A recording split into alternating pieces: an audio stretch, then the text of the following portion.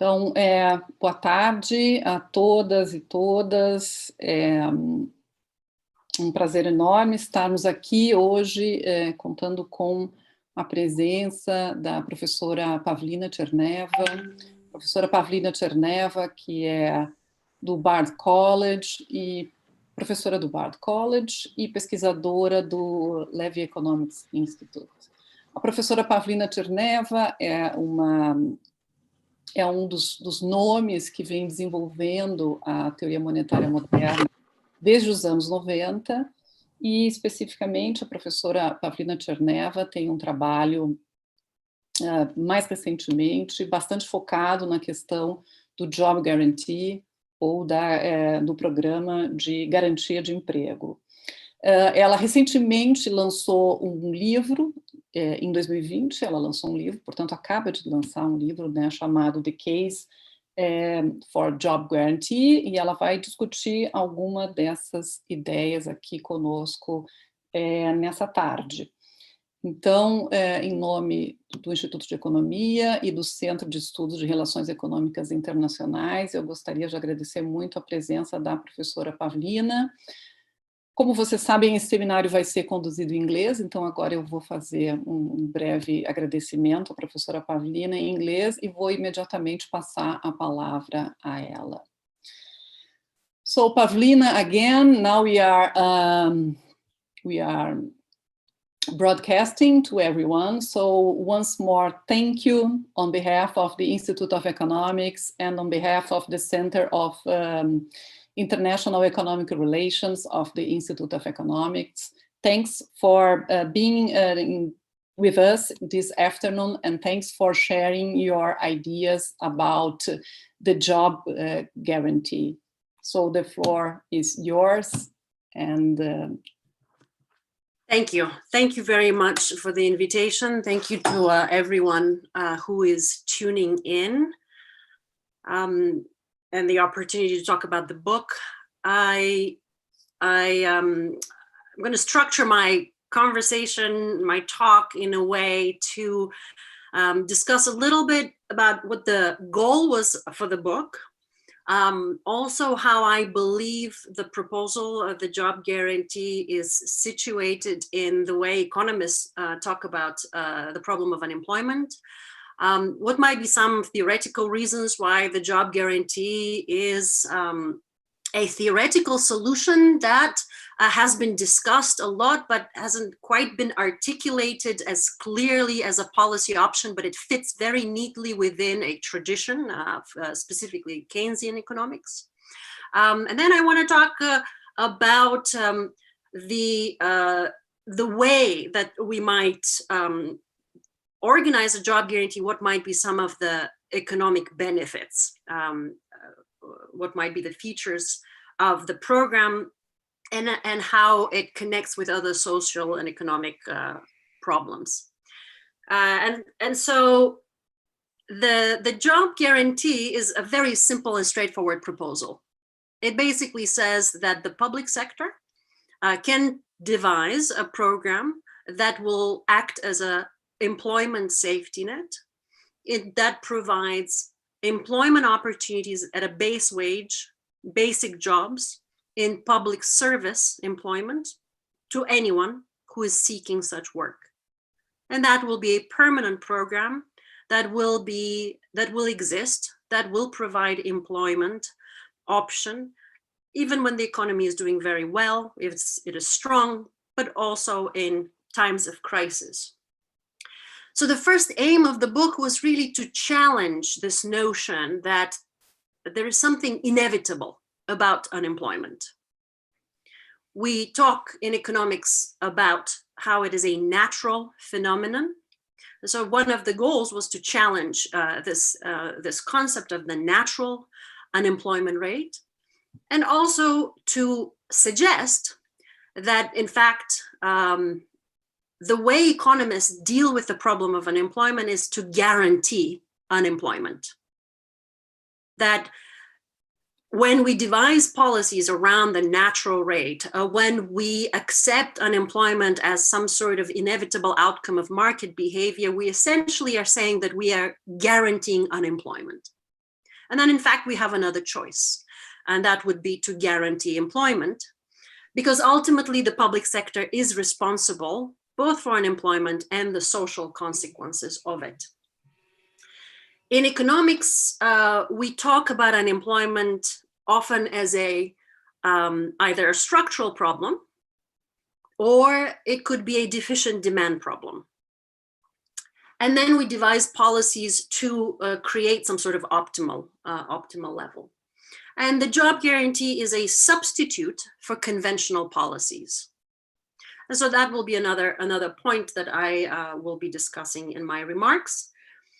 And then I'd like to bring into this discussion some of the costs of unemployment that are not typically discussed by macroeconomists, that are not typically incorporated in our thinking about unemployment, and that, to put it very crudely, very simply, in fact, the job guarantee is better bang for the buck, better value for the money, if you will, if we are expending resources, both financial and real, to create employment rather than deal with unemployment.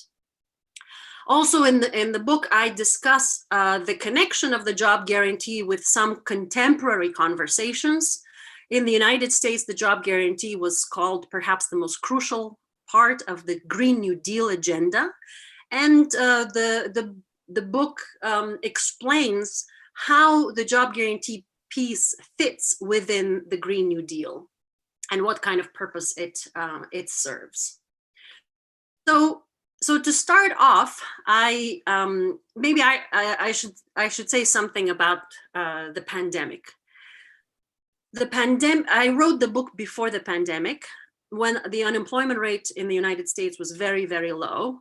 3.5% was the lowest that we reached.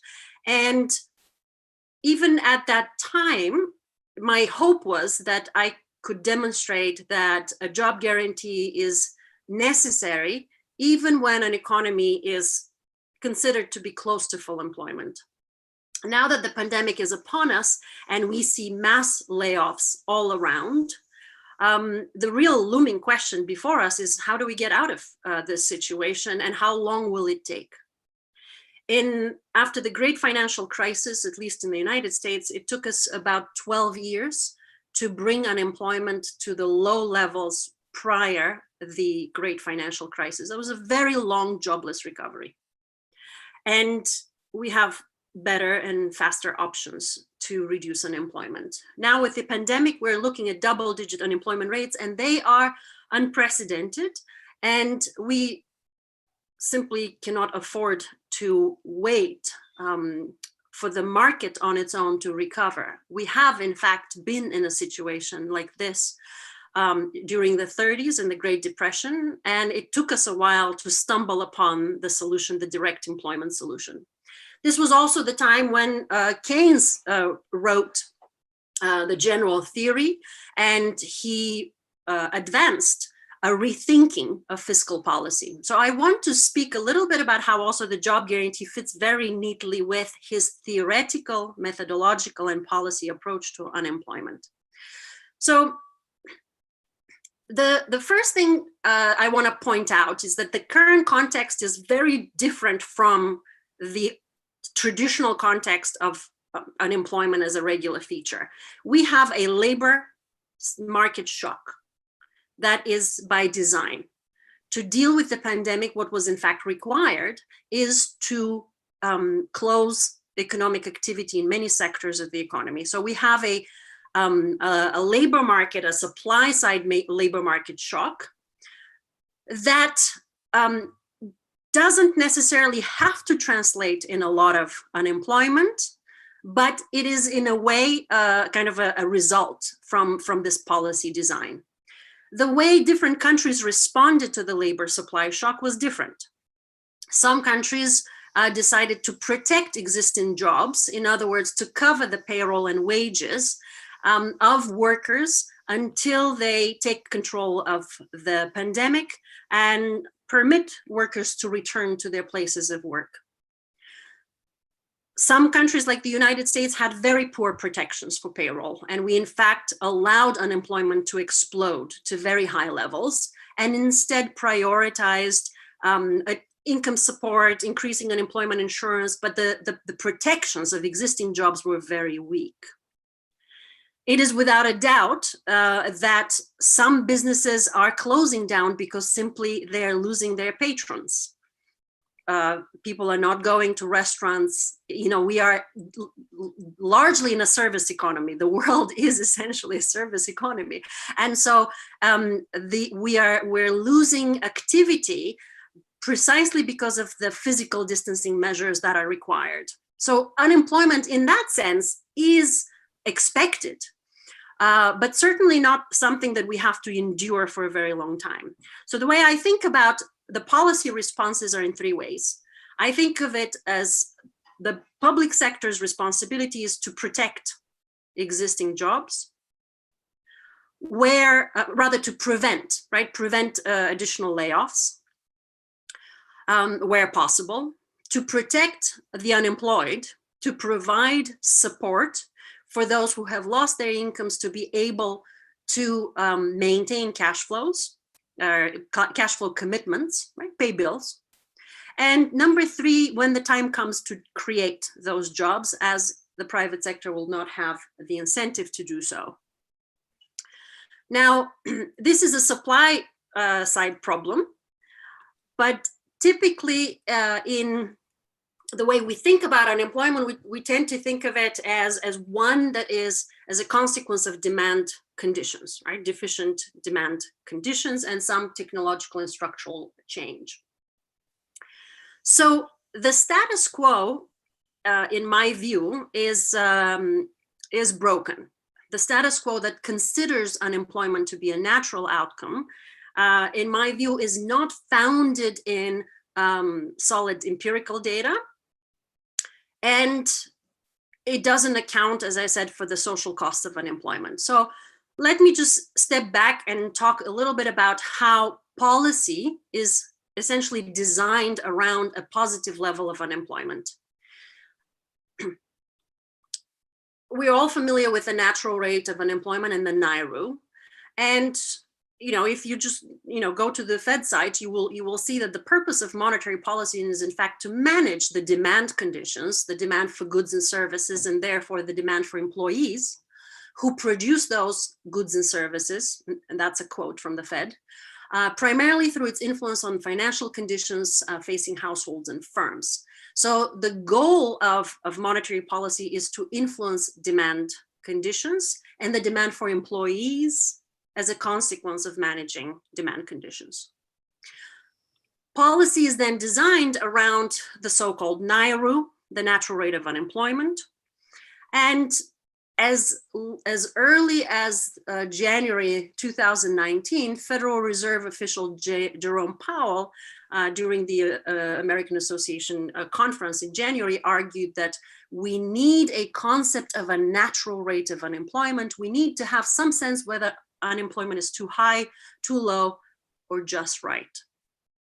And the idea behind this is that policy needs to know the just right level of unemployment in order to know whether they need to add stimulus, or step on the brakes. But policy is designed around guaranteed unemployment. That is the natural rate of unemployment. Now, I have to say that the conversation is changing. Even over the last 2 years, people have been once again challenging the concept of the natural rate of unemployment, including the Federal Reserve. There is conversation about, is there more labor market slack? Can we push the unemployment rate lower? Should we be targeting unemployment rates of communities of color that tend to experience much higher unemployment rates? So the concept is really being eroded because we keep breaching the natural rate. We keep breaching these levels that are estimated as natural, and we don't see inflation, which means that we don't have to design policy around a positive or some some number of unemployed people, because we don't know what that number is. We don't have a good sense of at what point inflation is going to kick up, and also that empirical relationship is very weak and has been questioned. the Fed itself has conceded that they don't have a very good theory of inflation. Now, this is statements from Federal Reserve officials, and they don't have a good understanding of the natural rate. So if we don't have either we don't have a good sense of where the natural rate of unemployment is and a good theory of inflation, then it doesn't make sense to design policies to use unemployment to fight inflation. And so one of the objectives of the book is to say that indeed we, instead of using the unemployed to tame inflation, we actually can put in place a program that that acts anti-cyclically, that can do a better job at taming inflation than the current model. So the first job is really to once again question the NAIRU as a policy design. Just to give you an example, only economists talk about natural rate of unemployment as something that is necessary for policy design. We don't talk about other social problems this way. Like, we don't say, there is a natural rate of hunger, right? Or there is a natural rate of child illiteracy. We understand that we want to guarantee access to food to everyone. We understand that we want to guarantee access to education to everyone. And perhaps we're not doing a very good job at it, but we don't design policy around 5% hunger rate or 5% illiteracy rate. Only unemployment tends to enjoy this special status. So that's the part that I'd like to question.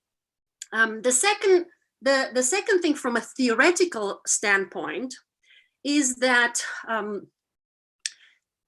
even well-intended policy, well-meaning policy, is not terribly successful at creating conditions of employment that provides adequate employment opportunities for job seekers. So I'm just going to spend a little more time to talk about Keynes, and that will be kind of the end of the theoretical bit, and then we'll talk about specific policy. Now, Keynes in the 30s argued that we need to rethink the role of public policy, the role of government policy, with the objective of securing full employment. The principal claim was that the market is normally at equilibrium below full employment, and he advanced a new theory to tell us why. Now, there is a revival of Keynesian theory even now, and so that, I think, is not exactly the child of Keynes, so to speak. So very, very quickly, for Keynes, the objective of policy is to secure full employment. And unemployment, he argued, was a monetary phenomena. In other words, in a money-using economy, we have conditions that typically create demand that is not consistent with full employment. And I had spent some years ago some time going through Keynes's policy writings because I was interested in the question, like, what's the number? Like, what do people call full employment? NAIRU is 5%, but then it keeps going up and down. Other economists say, well, it's 3%. For Keynes, and I quote, full employment is a reduction of the unemployed to the sort of levels we're experiencing in wartime. That is to say, unemployed level of less than 1% unemployed. So he really intended to mean a situation where people who need work can find it. Very, very tight definition of full employment. And he argues that it's the public policy's job to do everything that could humanly be done by the state to secure it. He also goes on to say that it's very easy to employ 80 to 90% of national resources, but to start, to look at, 95 to 100%, that's a different task altogether. And aggregate demand, boosting demand, is not going to do the job. In fact, the appropriate thing is to target demand to areas of unemployment, or what he called bring the contract to the worker, on the spot employment, hire the unemployed. So I'm not going to go through this, but I think that there are some very good theoretical reasons why that was the Keynesian prescription. He didn't talk about fiscal policy. He talked about public works. He talked about the gap in labor demand. And it has to do with these are probably the last terms I'm going to throw around: the marginal propensity to consume, the marginal efficiency of capital, the marginal efficiency of money, that these were the determinants of the system, and they were never exactly at the point where the system will create full employment. Only by accident, those three determinants of the macroeconomic system could be consistent with full employment, but they will not stay there. So I just am throwing this out for the faculty who are on the call, and we can continue to talk about this. But the basic message is this: yes, the economy maybe on occasion can produce very tight full employment, but that's not going to happen. It's the job of government, and the way government can do this is by employing the unemployed directly, because that creates the biggest primary employment effect, secondary employment effects, and induced employment effects. And in fact, if you just try to pump aggregate demand into the economy, especially close to full employment, but you're not there, you're not quite sure that that demand is going to go in the right places to create the right kind of jobs. You might actually see inflation. And so the direct approach is the right approach. So in my mind, the job guarantee, which is a public option for employment, is very consistent theoretically with the Keynesian message of securing full employment permanently over the long run, and not just as a policy in times of crisis. All right, so I will just go on to talk about how we should think about policy today, and how the job guarantee can be a better substitute for existing policy. We have a bit of a revival of Keynesian thinking right now. We are understanding that there is a crisis, although we're not quite understanding that this is a labor shock crisis, right? It's not a deficient demand crisis just yet. In fact, if you look at the data in the United States that just came out last week, GDP had collapsed, but personal income had increased significantly. And the reason why personal income had increased is because the government provided sufficient support for the a lot of support, maybe not sufficient support, but a lot of support for the unemployed in the form of cash assistance and transfer. Now, that was a good policy because it's a money-using economy, right? We still have debt commitments. We still have cash outflows. Just because we're not going to work, we still have to pay mortgages and we have to pay bills. And so it was a good policy to maintain cash flow, but it wasn't a demand deficiency policy, right? And we will be suffering a deficient demand down the line because mass unemployment is here and firms are closing. They're losing business. That supply shock will translate into a deficient demand when we are ready to resume, ready to go back to work. And we will need to be able to have solutions for that as well. But what we have is we did have an increase in personal income, and we are now trying to figure out what comes next. So the current moment is unique in the sense that a lot of people need to stay at home. There is still work that needs to be done that is not being done, and that would be a kind of mobilization around public health responses that the public sector, I think, at least in the United States, is not doing the job of directly employing and mobilize those resources. But when the economy is, when the economy is ready to quote unquote reopen, what will be the solution? And my contention is that without the direct employment method, we will be sitting in a very, very protracted jobless recovery. So the job guarantee has this unique employment safety net feature. And it is really the minimum that would be necessary to do in a very difficult economic environment. What we're seeing now is more comparable to the Great Depression. And I think that all manner of public investment and public employment will be necessary to kickstart the economy. A job guarantee alone will not be enough. And we'll need to do industrial strategy. We will need to do, bold public investment to create the kind of demand and stimulus for the private sector. So what's the function of the job guarantee? The job guarantee is the minimum job option that can be provided. If the economy has this heartbeat and goes through cyclical changes, if the economy is going through structural transformations, whether we're talking about technological change, loss of jobs through trade, or whether we're talking about transitioning to a green economy, there is no certainty or guarantee that people can transition from one form of employment into another form of employment. There is no guarantee that those who are unemployed, especially long-term unemployed, can transition into employment opportunity. And in fact, what we know is that the labor market is a catch-22. It tends to work by creating conditions for those who are most employable. But those who have the hardest time getting employment opportunities, having the highest barrier to reemployment. So in economics, we talk a lot about the last in, first out phenomena. There tends to be a phenomena for workers that are low wage, typically, who have shorter duration of work experience. They're not able to build the tenure, to climb, if you will, kind of the labor ladder. They're the first ones to be laid off. They're the last ones to be employed. So in the United States, as an example, people with disabilities were the last ones to see their employment rates recover after the great financial crisis.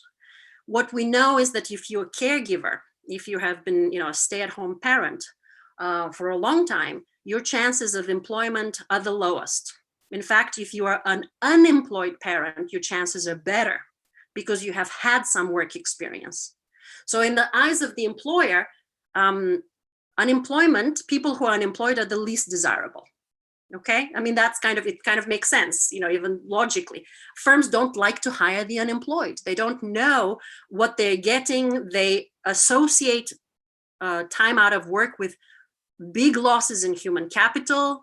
Then they think they need to invest a lot to retrain workers. And so we have this paradox in the labor market where firms don't like to hire the unemployed.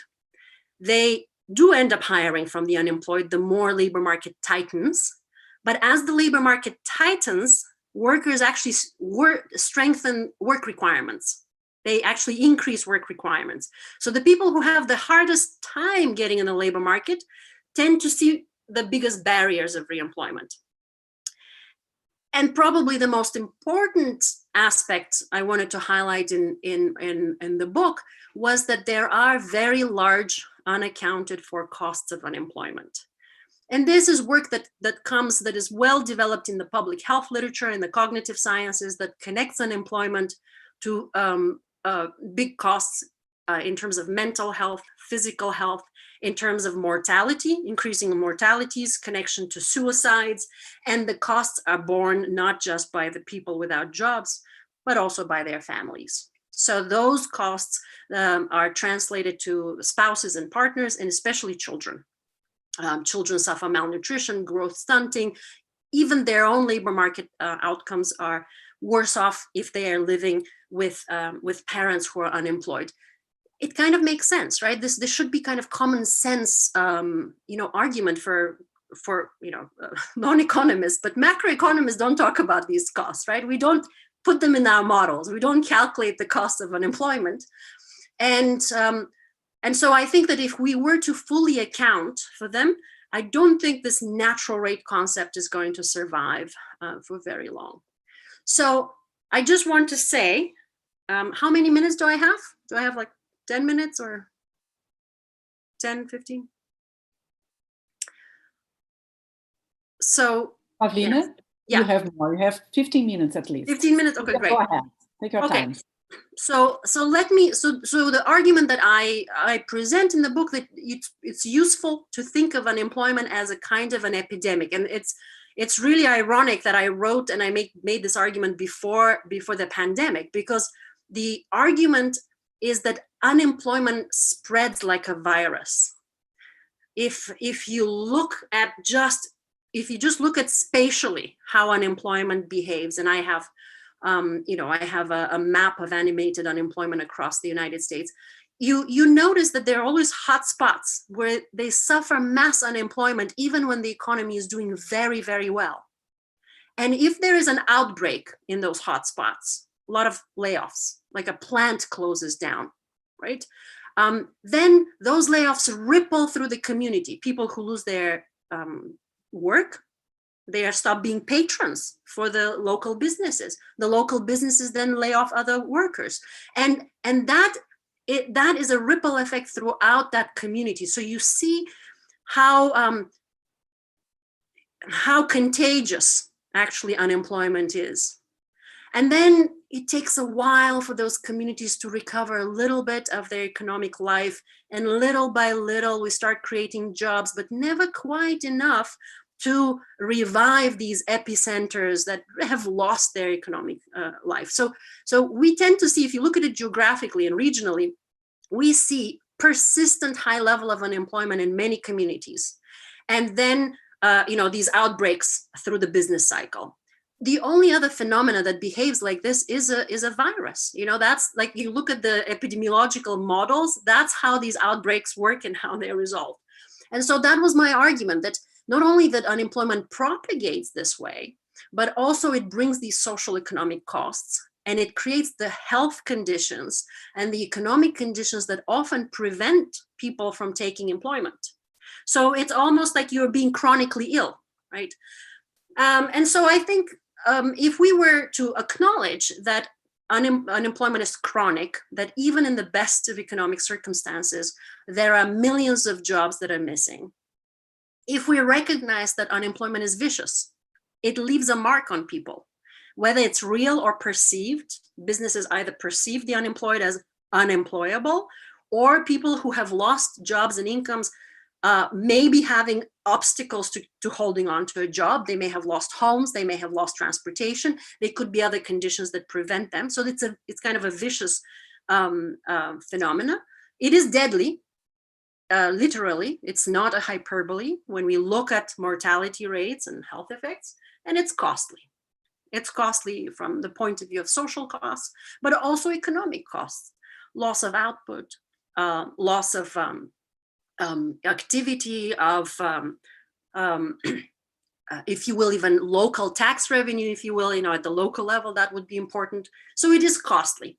So if we add all of these together, then we have to start thinking about preventing unemployment, not moving in with policies that address severe crisis, but actually put in place policies that try to mitigate those ongoing costs throughout time. So the job guarantee is that policy. It is a permanent policy that provides employment on demand at a base wage, and then helps transition the unemployed to other employment opportunities in the private sector or in the traditional government sector.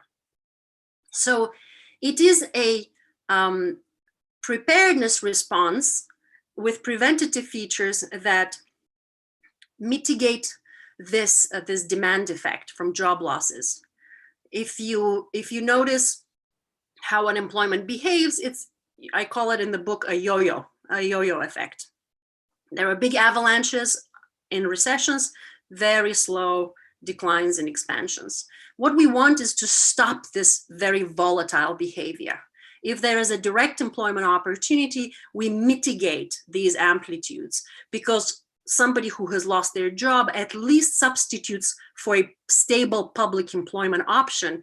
Even if it's not the same pay, there is a certainty to that, rather than the uncertainty of finding employment, the precarious nature of the unemployment insurance, temporary. And so their spending patterns are fundamentally different if they know there is a guaranteed employment option around the corner. And then, of course, we mitigate all these other costs that I explained.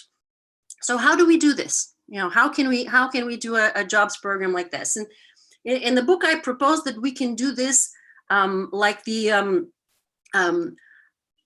just the way we tackle exactly pandemics. We have in the US something called the strategic stockpile that is managed by the Center for Disease Control. And there are warehouses across the country that are supposed to dispense critical medication on short notice when there are, flu and there are other pandemics. Now, it might not work terribly well, in the sense that we have deprived them of resources. I mean, we've really not invested in them, but the idea is very good. The idea is that we have a network that will disperse medication on short notice is maintained. What is the equivalent for unemployment? Our network is the network of unemployment offices. In every single county in the United States, there is an unemployment office. And when you don't have a job, you go to the unemployment office and you knock on the door and you're looking for jobs. But that unemployment office cannot guarantee you that you will find it.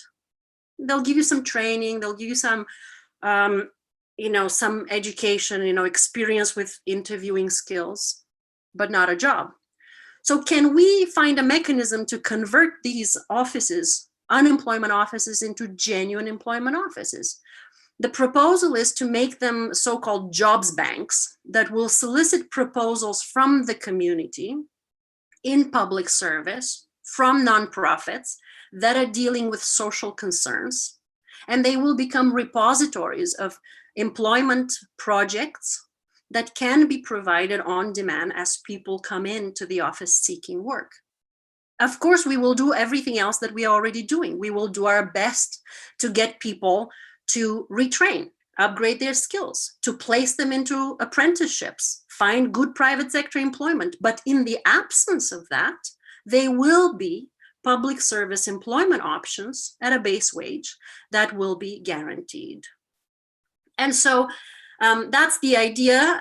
And the recognition here is that we have neglected a lot of other things in the public service sector, right? We have communities in disrepair.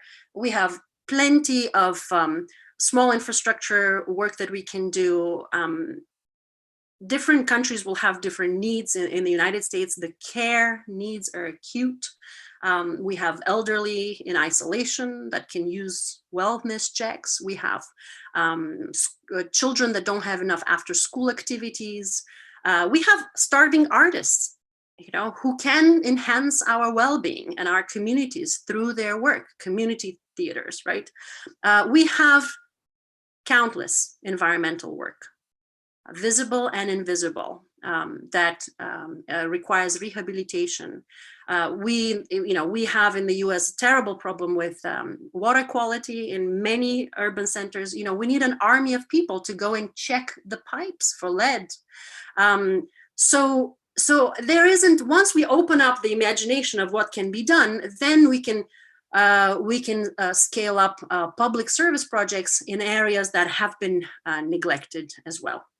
So the final bit that I want to maybe discuss is how this fits within the Green New Deal. And I think I want to go back to the inflationary effect, because we started the conversation with how the conventional model uses unemployment to tame inflation. So the first thing is that, and maybe I'll do the inflation first. The first thing is that the job guarantee will behave very much anti-cyclically, because it is designed to offset behavior of the private sector. Or you can think of it as complement, right? The behavior of private sector employment. For, the private sector will lay off workers, and that will create what we call a deflationary environment. The public sector will then employ those who show up at the unemployment office, and the very expenditure will be the injection into the economy that will provide the counter-cyclical stimulus. When the private sector grows and the private economy recovers, then people are helped with transitioning into better paid private sector employment. And so when there is like an inflationary bias to the economy, right? Stronger economic activity, the public sector actually shrinks, and that is a dampening force to private sector activity. That's the function of unemployment today, but we don't have to do it through unemployment. We could just do it through public employment.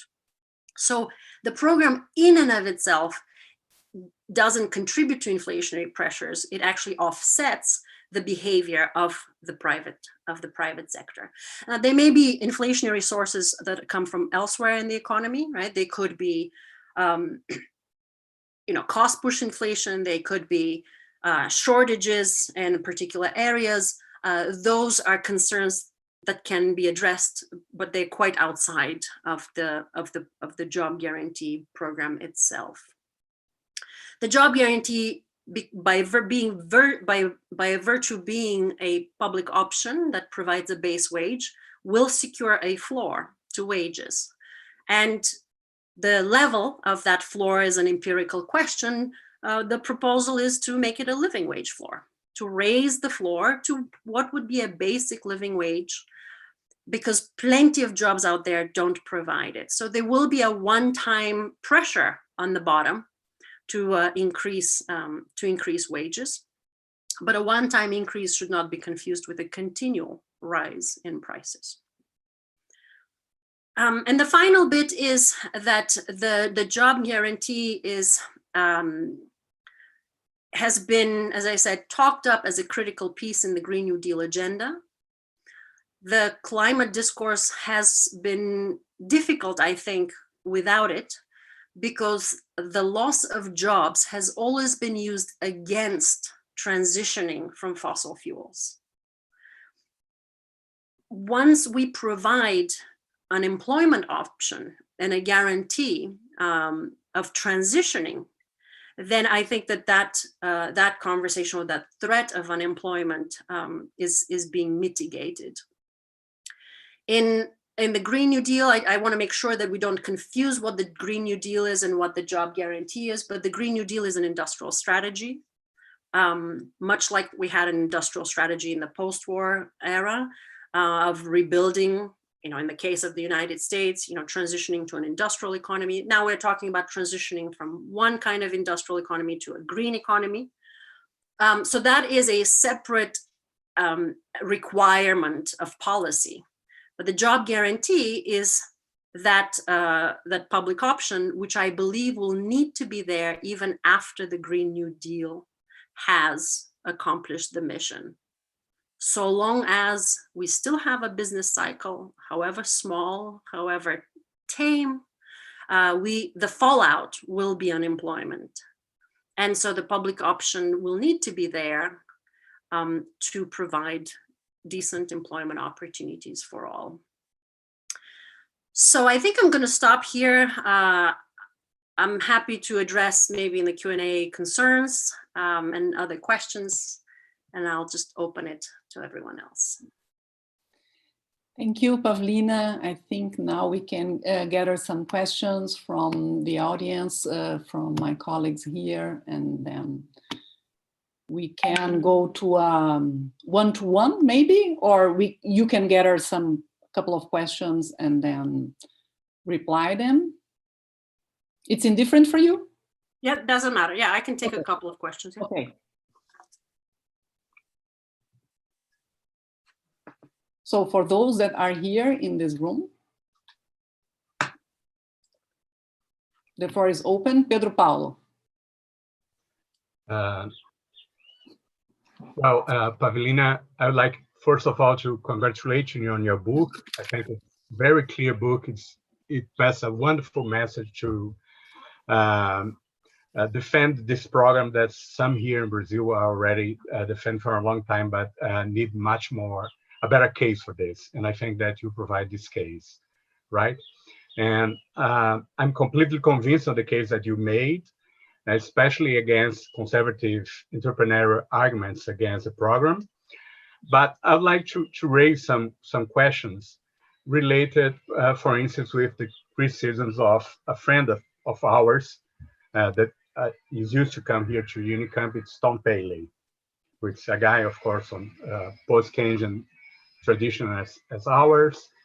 And well, he raised some objections. I think you defended the program against the inflationary objection, and also the question of the replacement of private sector jobs.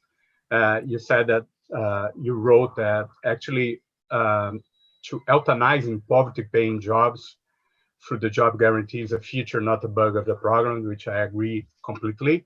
But my question is regarding the question of replacement of public permanent public employment with higher wages.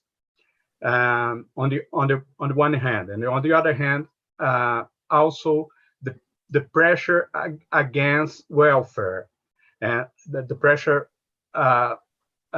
related with the possibility of replacement of welfare with worker, right?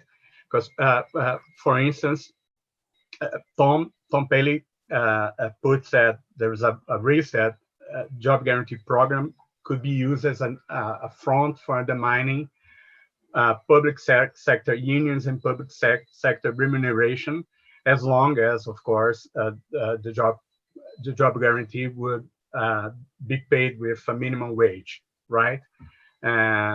What do you be pushback against this argument? And the second is about worker, because you said in the book that you wrote in the book that it does, however, reduce welfare expenditures that are no longer necessary due to the living income floor that the job guarantee has provided, right?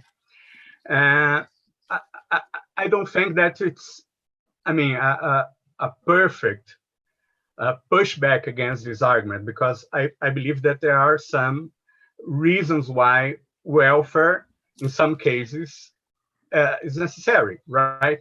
So I'd like to get deeper into these criticisms in order to give us more arguments to defend the program, actually. Thank you. Thank you, Pedro. Maybe I should take this because there were a couple of more nuanced questions. Thank you very much. All right. These are very, I think, important questions, and we should not minimize them. So the two questions are replacement of government and union jobs, and the second is the welfare safety net. Now, in the conception, at least in my conception, is the job guarantee really is not a government employment program that deals with ongoing permanent needs. In some ways, I feel, especially now in this crisis, there's been a great burden put on the job guarantee, that now we are realizing how the public sector is having difficulty responding with the public crisis. We are seeing a climate crisis, and everybody's saying the job guarantee. That's not the purpose of the job guarantee, to solve these problems. That is the purpose of the public sector. A public sector that has been under attack during a neoliberal era for 50 years, that has been underfunded and undersupported. In my ideal world, the public sector will be robust, will be staffed adequately on an ongoing basis, and the job guarantee will be as small as possible.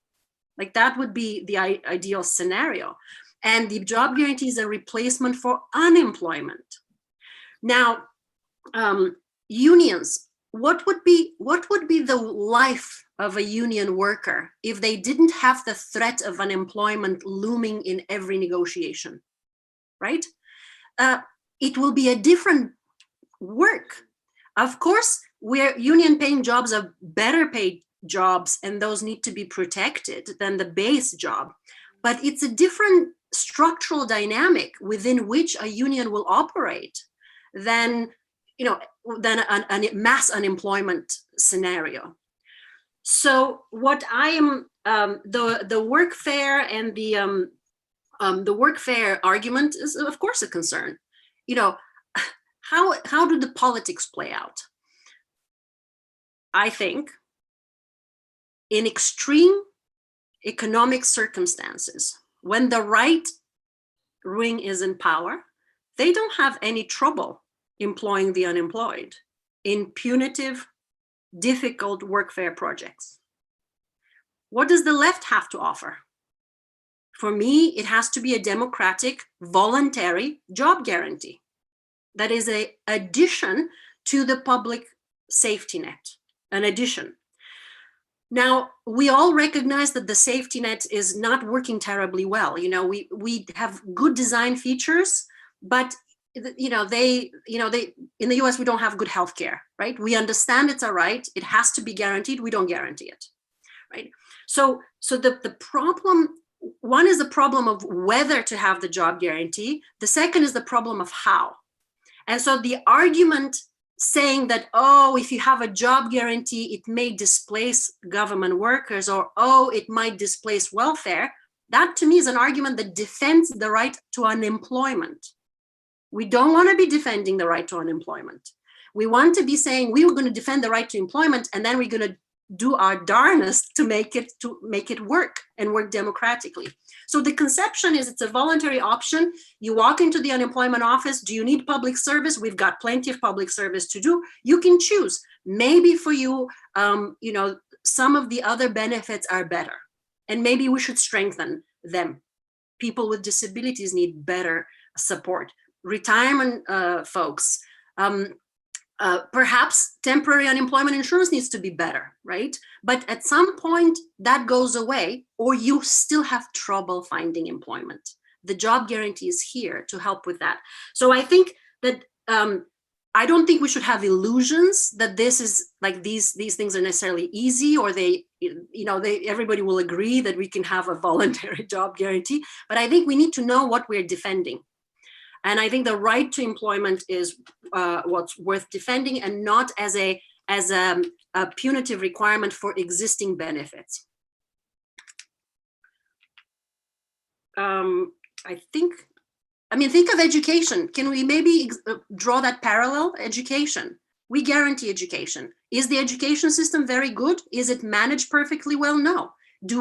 In the US, we have this constant argument whether that should be through vouchers and private institutions, or it should be public. And we fight to defend public education. But what we say is that it's guaranteed. Rich or poor, you can have access to it. It's the minimum standard we provide. We don't say that we should have 5% of children without a seat in the classroom. And Pavlina, I think we have another professor here, Professor Paulo Fracalanza, that raised his hand. I think that he has a question.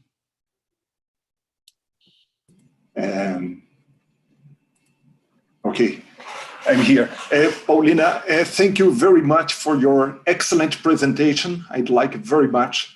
And I think the hidden costs of unemployment, it's a very good question in your presentation. And I've reminded an ancient article of Amartya Sen that was published in the ILO magazine in the 90s. And he discussed it. I have here the version in French. He discussed the problem of social costs, hidden social costs of unemployment. But I'm more curious about this connection between job guarantee and the Green New Deal. I'm very curious about this. And you have said that perhaps job guarantee is a kind of a proposal that can be adjusted to answer the problem of a transition to a green economy. I would like to know in a most subtle level how the creations of jobs could be managed by making a transition to a more sustainable jobs and a more sustainable world, in fact. And the second question, one of my favorite ones, is, do you think a reduction of working time fits in a room like a job guarantee proposal? It could be like a yes, I don't know if I can pronounce yes, it's levier, fermento. Okay. Or yeah, okay. Thank you. Okay, thank you, Paulo. And I will start with the second one. I discussed this in the book. You know, when in the US, we put in place the 40-hour working week. This was Francis Perkins' work under FDR. The popular proposal at the time was 30 hours. It was very popular. It was narrowly defeated. Like that conversation we've been having for such a long time, right? That, you know, and we now even have very good research again from the cognitive sciences that, you know, people are much more productive and there's greater well-being when you work 4 hours, 4 days a week and shorter. So yes, the answer is yes, because the job guarantee becomes a public option or a standard for what is the basic job. And if the basic job provides a living pay for 30 hours a week, I think that that is very much a goal we want to support. It's also an important goal because there is this constant conflict that we are presented with between technology and jobs. And that doesn't have to be a conflict. We want to adopt technology. We want to make certain bad jobs automated. We want to embrace the productivity gains and the freedom that technology gives us. But we also recognize people do need, as you said in Amartya's sense, they need work for many reasons beyond income. And that, I think, comes very nicely in his work, of course, of substantive freedom and all of that, that income alone is not, what is sufficient to pull us out of poverty. And so the answer is yes, we want to bring down the working week and not have everyone employed and busy and crazy and stressed out. We want dignified employment. The hidden costs, okay, so we addressed that, but the maintenance of those jobs in the context of a Green New Deal, if I understood the question, the Green New Deal to me is a very multifaceted problem. It's not a technical problem strictly. We definitely need to have technical solutions to energy or to agriculture, sustainable practices or transportation, right? There are technical questions, but whenever we do policy to implement new technology, that has social repercussions. Every technological policy is a social policy. Can you imagine a world where we have weatherized homes, solar panels, but we still have 500,000 people without a home? That's not the Green New Deal, right? That's not the world we want. Can you imagine a world where we have electric buses produced by solar energy, but not everyone can buy a ticket, right? So that's not really what we're talking about. So the Green New Deal is this really multifaceted social and economic problem to resolve, and that requires public policy, industrial policy, rethinking of the kind I believe we did in the 30s, right? In the 30s, we rethought the welfare safety net. We rethought what good work should be. What should be a family paying wage? Who should get it? There was a lot of work we needed to do because it wasn't inclusive. But it's that kind of moment that we need to be thinking about. What is the role of the job guarantee in that world? It's just an important role that we are going to say unemployment is not going to be the threat you will face. And then how do we, I think you asked me, how do we manage some of the green jobs, right? What we do. So that to me would be a question also of industrial strategy. Would the public sector do the kind of investments? Is it going to be with some sort of private partnership and getting all the technological advancements with the private sector to do the job? But the concern that I'm looking at is if you suffer the problem of unemployment, you also suffer other deprivations. So in the US, very wealthy country, there are food deserts. There are communities that don't have good, decent, sustainable food. So in the meantime, while we're still thinking about agriculture, we can do community sustainable agriculture or community gardens, and some of our schools do this, but it's so little, like children put a little community garden. It's very important, but that is a reflection of a bigger problem. There's a food desert. Now you can start doing job guarantee jobs there. Maybe those community gardens will become a permanent feature of our landscape. We have environmental concerns that I highlight that are invisible, but they are still important. Whether you deal with planting trees, right? It's a lot of times we say, oh, it's a make job, but it's the lungs of the cities. We understand that trees are the lungs of our polluted cities. So it may seem simple, but it's perfectly suited for anyone really to come into the job guarantee that provides a very valuable service. And these jobs can be sped up, they can be accelerated, they can be slowed down if necessary. And if they're absolutely critical, then that becomes the job of the public sector to support them on an ongoing basis. Yeah. Pavlina, I think I have a couple of questions here coming from the public. There is, in fact, I think that there is a doubt or a concern among researchers that job guarantee is trying to, or intending to replace welfare states as a framework for the society. So I'd like you to go deep into that, if there is a conflict between welfare state and job guarantee. So this is one point. And I'm going to read a specific question here. And the question is, in which sense do you think the proposal of a job guarantee by the state is different from or advances in relation to the reforms that are being implemented in countries with well-developed unemployment insurance and social assistance systems, and that are characterized by conditioning the state support to the unemployed to their willingness to accept the first jobs available, even if these jobs are not compatible with their skills or life circumstances? Where is the difference, or where are the advancements, especially from the unemployed point of view? So okay. Tackle those two questions now? No, I do, and I'm very glad whoever asked that question did, because there has been a lot of recent debate about this.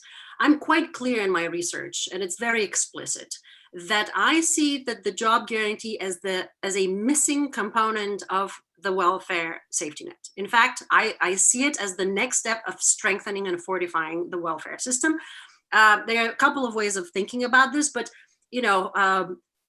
like I was saying a moment ago, when we think that the economic problem retired people face is absence of retirement income, then we guarantee it. When we think that people lack healthcare, we guarantee it, with the caveat that the US doesn't do a very good job, and other countries are also, really eroding some of these rights. But the thinking is correct. Housing guarantee is a guarantee. Like, we are thinking about, in the broadest possible sense, the minimum standard of living one should be able to enjoy. Free education, that would be a component of the welfare state. Now, the question really is about unemployment insurance. I think it all boils down to this. Is the job guarantee a replacement? And in my conception is very clear that it is not a replacement of unemployment insurance. I also recognize that specifically in the United States, our unemployment insurance system is very bad.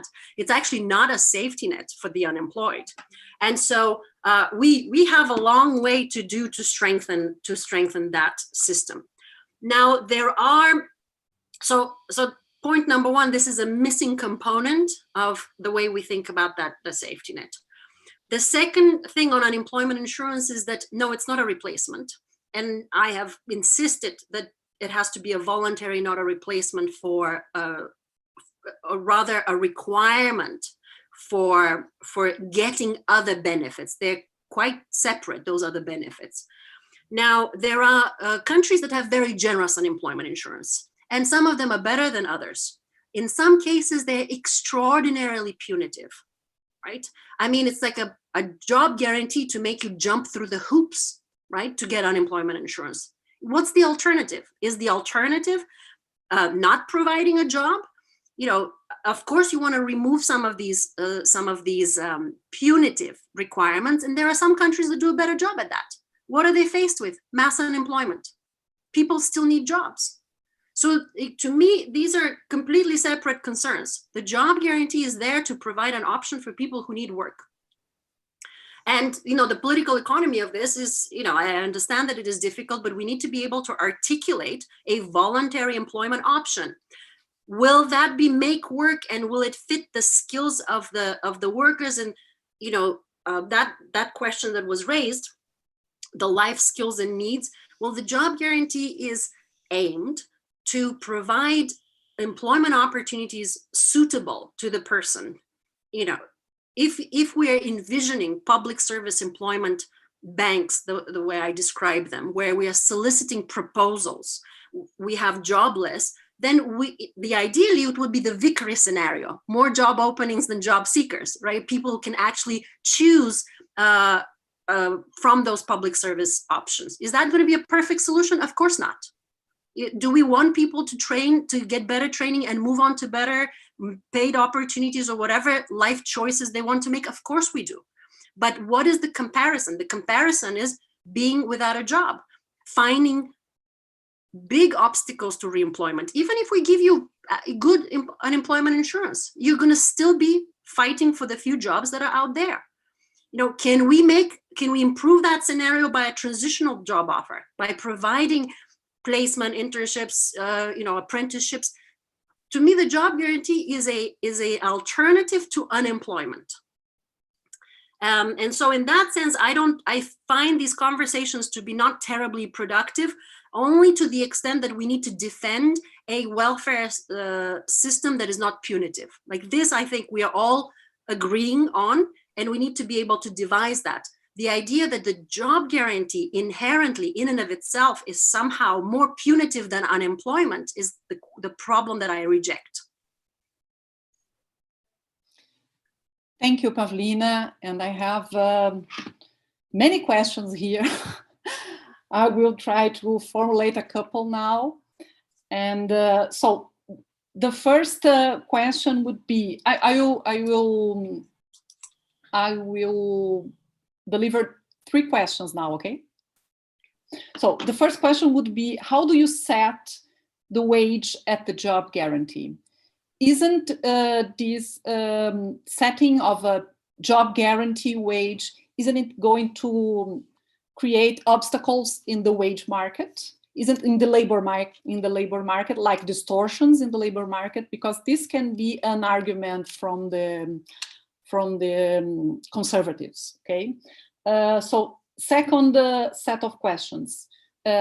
Is it possible for countries like Brazil, countries in the periphery, countries that face external constraints to afford a job guarantee? So the main question would be, can we also afford that? And the third question would be about the political objections of the job guarantee. So maybe you could explore a bit the case of Refi in Argentina, because as much as I know, there was an objection coming from the media that tried to connect the program with scandals and corruption scandals and things like that. So if you can go a little bit deeper into those subjects, that would be great. Yes, happily. Okay, so 2 questions. One is how you set the wage, and the second is about the distortions of the labor market. So the second question, I think, has to be answered by what are the distortions of the existing system? The distortion, unemployment is a distortion of the labor market. What unemployment does is causes race to the bottom. It causes precarious work. It causes lower, even people who can't find minimum wage jobs will concede to any sort of working conditions and punitive environment. So to me, the system of unemployment creates a distortion that produces more inequality and precariat. So we need to find a mechanism, a modern mechanism to firm up the floor and strengthen the floor and just put in an uncompromising living wage floor. This is not a new idea, right? Adam Smith talked about the subsistence wage. Of course, for him, it was still poverty wage, but the concept that there should be a wage that allows somebody to reproduce is, from the beginning of our discipline, right? It has evolved into a living wage concept, and there are good economic reasons, moral reasons for this. So we want a positive kind of distortion, all right? So how do you set it? It's a empirical question of how you set it, because the concern is, will that attract hordes of people from the private sector moving into the living wage public job offer? And will that, create a problem both for the program, but also for the private sector? Well, the first thing is that we don't want to have poverty paying private sector jobs, right? we want to implement it in a way that is not terribly disruptive, right? We don't have people quitting in mass. I don't think that this is a terrible concern. You can do it like in a phased-in way, right? So in the US, the minimum wage is $7.25. I've proposed doubling, 15. It's still not necessarily a living wage, maybe it needs to be a little bit higher, but we already have legislative movements at the local level to do 15 an hour. And some have done this, and firms have no problem matching 15 overnight. Now, so you could do it gradually the way some states are doing it, right? They have a graduated increase in the minimum wage, and that's what the program could do. You know, you could start at 8, 10, and then continue onward. I think that it is an important feature of the program, not a bug, as we were saying, because we do want to discourage these practices of extremely precarious paying employment. So that's what I would do for the United States to double it. We have had precedent in the US. In 49, the economy was at full employment after the war, and we doubled the minimum wage. We almost doubled the minimum wage. We didn't really have inflationary effects the economy experienced at the time. So I think that the level of the wage will determine some of the inflow, but you can help with transitioning. We modeled this at the Levy Economics Institute with a very aggressive and wage of $15 wage. We actually show a very robust GDP and growth effect. And so, and a permanent increase of 3 to 4 million jobs in the private sector. So we need to account for the demand effect, right? And the impact on the economy. We can't just assume there's going to be a mass exodus, right? And firms will just sit and not do anything. You know, are people going to stop remodeling their homes or going to restaurants? No, they will probably go more. Will you as a business owner be able to hire a waiting staff at 15? Probably you'll be able to do this. So it's that's an important consideration. The second, the periphery. Can a periphery afford a job guarantee? I mean, I think the answer is yes, and especially because in the recent history, some of the largest employment programs that we have seen, direct employment programs, have happened in developing countries. We have had the expanded public works program in South Africa that was very successful and renewed. Of course, we have the HEFES experience in Argentina that employed 13% of the labor force, and we could talk about that. We also have the only guarantee, kind of a legal guarantee, that is in India. It's not a universal guarantee, but it's a very large program.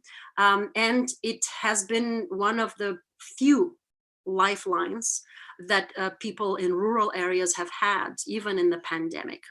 So the question, I think, comes from, if you are a developing country and you are worried about your exchange rate, could you do this? And the question is, of course you can do this. If you have you can employ people in your own currency to produce domestically, to be employed domestically. You might have other considerations and concerns, like a foreign denominated debt. And those are, to me, separate concerns from your capacity and ability to employ the unemployed. They are not small. They are not to be ignored, right? We see what's happening in Argentina. It's still dealing with dollar-denominated debt, even though they have their own currency, right? But does this mean that Argentina cannot employ the unemployed? Of course they can. They showed it. They showed us that they can do it. And so the foreign debt is a matter that often is argued against, other government employment, government programs. What we learned from the Argentina experience is the following: that if you do these programs as a crisis, they will expire. And there were two problems there. At one point, policymakers will say it's good enough, right? The economy has recovered. Our job is done. So it's time to finish those programs. On the other hand, also, if they're not part of the permanent infrastructure, a permanent policy package, then it's much easier, I feel, to cancel these programs on the grounds that they're inefficient. So I'll go back to the example of education. We have constantly these arguments. Oh, public education is not good. They're not as efficient as the private charter schools. But we are not canceling, public education. It's there, part of the, of the safety net. Social security is the same thing. Constantly it's being attacked as somehow inadequate and not being able to provide, but we're not able to cancel it because it's part of the entitlement programs. And that's how I think of the as a structural contribution to the way the economy is being macro managed, the way the economy is being macro stabilized, and it's a permanent feature. And then I think that those concerns are not going to go away. They will be there, but they will be they won't be really the litmus test for whether we should have it or not.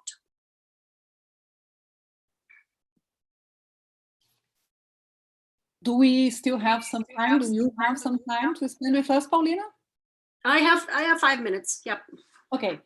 So if you could address the political aspects of this full employment policies, and also if you could say a few words about why is that apparently you have changed the label from employer of last resort program to job guarantee program. Okay. Yes. So, I mean, on the political aspects, I think we discussed a little bit how to think about them. I would much prefer that we think about this program as a legally codified right. And also, to give you another example from our history, these programs that FDR put in place were so popular that they were convinced if they were not reauthorized, they may never be able to cancel them. So they just failed to reauthorize them. And this was, if we think about doing job creation, and I think we're coming around to this solution, we will, after the pandemic, begrudgingly, we will come to the direct employment solution. I prefer that we think bigger, more comprehensive way in what these programs can do over the long run, rather than a patchwork for today that will expire tomorrow. The program is popular. We have surveyed it. We've surveyed it in the US. It recently was surveyed in the UK. And we've surveyed it many times since the 80s, 70s, and 80s. It polls very highly. It's just not part of the political conversation. I think now it's getting a bit more attention, but it's upwards of 50% consistently. And now we're looking at 70+% support bipartisan. So that's another very interesting thing from the politics side, that it is not really a Democrat Republican thing. Jobs are universally liked. Now, the captains of industry, there's always that that question that the threat of unemployment needs to be there. Even in the midst of the Great Depression, firms preferred the dole to the jobs program. They preferred to have, in the midst of a depression, they preferred to have the threat of unemployment to be able to employ workers at very low wages. That's what we are trying to do, right? That's the next step of our conversation. We don't want this to be part of our economy. So the other thing that you asked me was, I forgot, the political obstacles and, oh, why did we change the name? Yes. Why did we change the name? I mean, in part because, I started doing this work because I was attracted to the technical aspect of the job guarantee. When I first did research and my college senior thesis, it was just compelling. Like, instead of doing unemployment, you could just do employment, and you could do macroeconomic and price stabilization just by giving jobs. But the reality is there aren't, as I keep saying, purely technical solutions, right? An employer of last resort. It resonates with central bankers, or whenever I talk about currency stability and like price stability, it resonates. But the reality is that economic policy is a particular kind of commitment to the kind of society we want, right? And the guarantee was compelling to me because it speaks more to this just, this technocratic. It has aspirational goals. I understand that the guarantee scares people as well. When they hear guarantee, they think, big government and, oh, it's government takeover. But, most people don't pause to reflect that we have guarantees everywhere. The government guarantees all sorts of things, from asset prices to bank deposits, guarantees the law. We have guarantees, everywhere. And I wanted, with the book, of course, I wanted to prod us to think about, those questions. But I think that the job guarantee has that aspirational aspect that is worth valuing, even if politically people might prefer to call it transitional program or, employer of last resort program, whatever works, by all means.